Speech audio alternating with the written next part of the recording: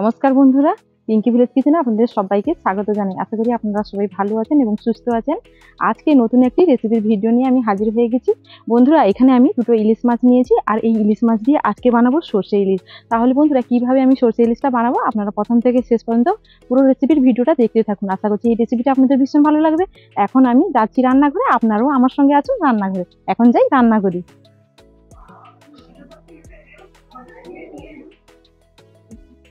তো বন্ধুরা দেখো, প্রথমে আমি একটা পাত্রের মধ্যে এখানে 4 চামচ দিয়ে দিচ্ছি কালো সর্ষে,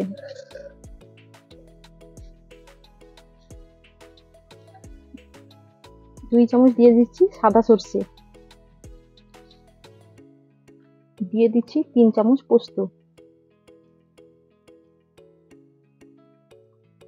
আর দিয়ে দিচ্ছি সামান্য লবণ। কালো সর্ষে আছে যেহেতু, তার জন্য সর্ষেটা তেতো হবে না, তার জন্য এইভাবে সামান্য লবণটা দিয়ে দিলাম।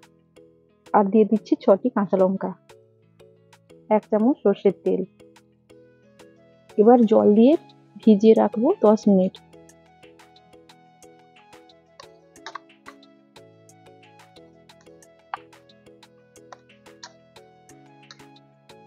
তো বন্ধুরা দেখো, এখানে মাছটা আমি কেটে ধুয়ে ভালো করে পরিষ্কার করে নিয়েছি। এবার মাছের মধ্যে পরিমাণ মতো লবণ দিয়ে দিলাম, আর দিয়ে দিচ্ছি হলুদের গুঁড়ো।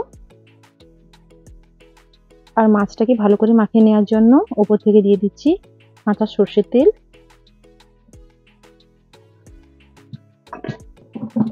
এবার আমি হাত দিয়ে খুব ভালো করে মাছটাকে মাখিয়ে নেব।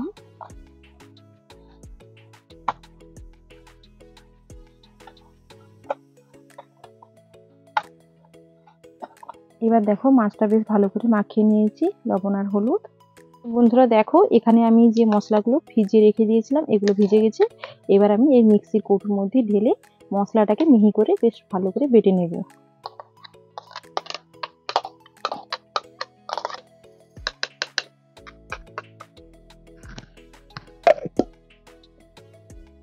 এবার দেখুন বন্ধুরা, মশলাটাকে এইভাবে একদম স্মুথ করে পেস্ট করে বেটে নিয়েছি। এবার আমি একটা নেট নিয়েছি, এই নেট দিয়ে আমি এখন মশলাটাকে ভালো করে ছেঁকে নেব। আপনারা চাইলে এইভাবে ছাঁকনি দিয়েও ছেঁকে নিতে পারেন। আর এইভাবে নেট দিয়ে চিপড়ে আমি মশলাটাকে স্মুথ একটা পেস্ট বের করে নেব।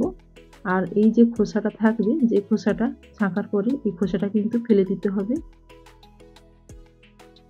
এবার আমি উনুনটা ধরিয়ে নিয়েছি, এবার কড়াইটা বসিয়ে দিলাম। রান্নার জন্য কড়াইয়ের মধ্যে পরিমাণ মতো দিয়ে দিচ্ছি সর্ষে তেল। আর এই সর্ষে ইলিশটা রান্না করার জন্য সর্ষে তেল দিয়ে যদি রান্না করা হয়, রান্নাটা খুবই ভালো হবে। এখানে দিয়ে দিচ্ছি 1/2 চামচ কালো জিরে। আর এই রান্নাটা করার জন্য খুব বেশি উপকরণের প্রয়োজন হয় না।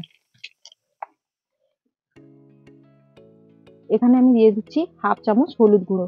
হলুদ গুঁড়োটা এইভাবে তেলে দিয়ে দিলে কালারটা খুবই ভালো হবে।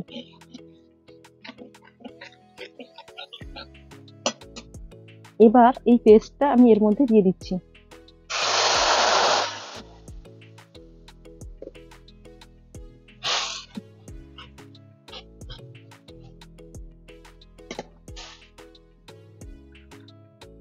এবার 5 মিনিট ঢাকা দিয়ে আমি ফুটিয়ে নেব।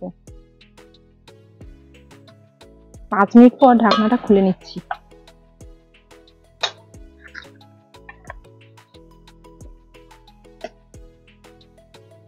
এবার আমি একে একে করে মাছগুলো তুলে দেব।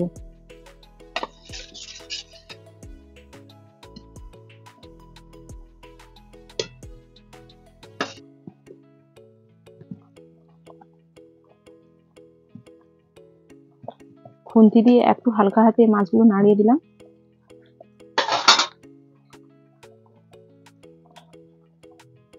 উপর থেকে দিয়ে দেবো কয়েকটা চেরা কাঁচা লঙ্কা।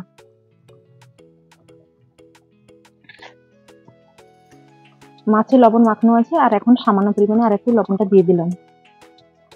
স্বাদ অনুযায়ী অল্প করে দিয়ে দিচ্ছি চিনি উপর থেকে।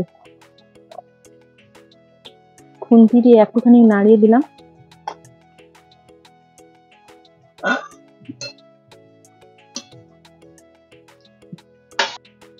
তো 5 মিনিট ফুটে যাওয়ার পর আমি এখন এর মধ্যে দিয়ে দিচ্ছি এই বাটি করে 1/2 বাটি মতো জল।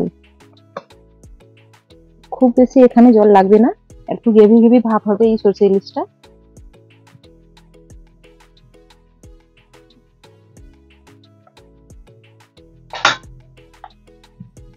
এবার ঢাকনা দিয়ে আরো আমি 5 মিনিট ফুটিয়ে নেব।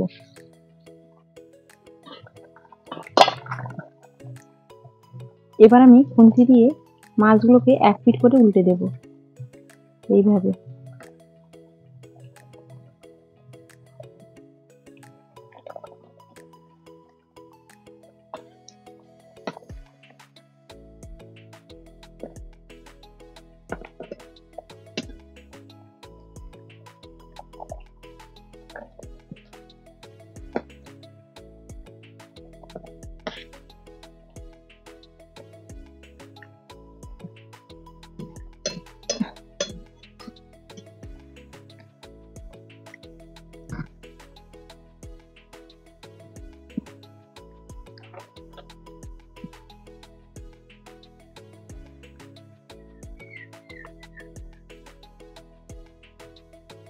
তো মাছগুলো উল্টে দেওয়ার পর আরো আমি 2 মিনিট মতো ঢাকনা না দিয়ে এইভাবে ফুটিয়ে নিচ্ছি।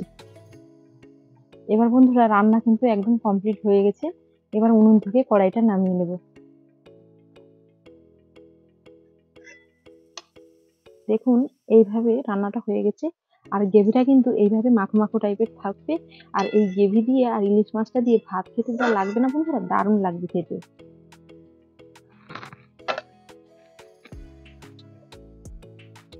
তো বন্ধুরা আমার এই সর্ষে ইলিশের রেসিপি কেমন লেগেছে কমেন্টে কিন্তু অবশ্যই জানাবেন। আর অবশ্যই যারা নতুন বন্ধু আছো আমার চ্যানেলে এখনো পর্যন্ত সাবস্ক্রাইব করোনি, তারা অবশ্যই ঝটপট আমার চ্যানেলটিকে সাবস্ক্রাইব করে নাও। আর একটা লাইক করে দাও, বন্ধুদের সাথে রেসিপিটা বেশি বেশি করে শেয়ার করো। তাহলে বন্ধুরা এই সর্ষে ইলিশের রেসিপি দিয়ে আপনারা গরম গরম ভাত দিয়ে খেয়ে দেখবেন, খুব দারুণ লাগবে খেতে। আমরা তো আজকে খেয়ে দেখবো, খুব ভালো লাগবে। আপনারাও এইভাবে বাড়িতে সর্ষে ইলিশ বানিয়ে খেয়ে দেখতে পারেন, অসাধারণ লাগে। দেখলেন তো কত কম সময়ের মধ্যে রান্নাটা হয়ে গেল। টোটাল রান্নাটা করতে সময় লাগবে 16 থেকে 17 মিনিট মতো টাইম লাগবে। তাহলে 17 মিনিটের মধ্যে আমাদের এই সর্ষে ইলিশ একদম কিন্তু রেডি।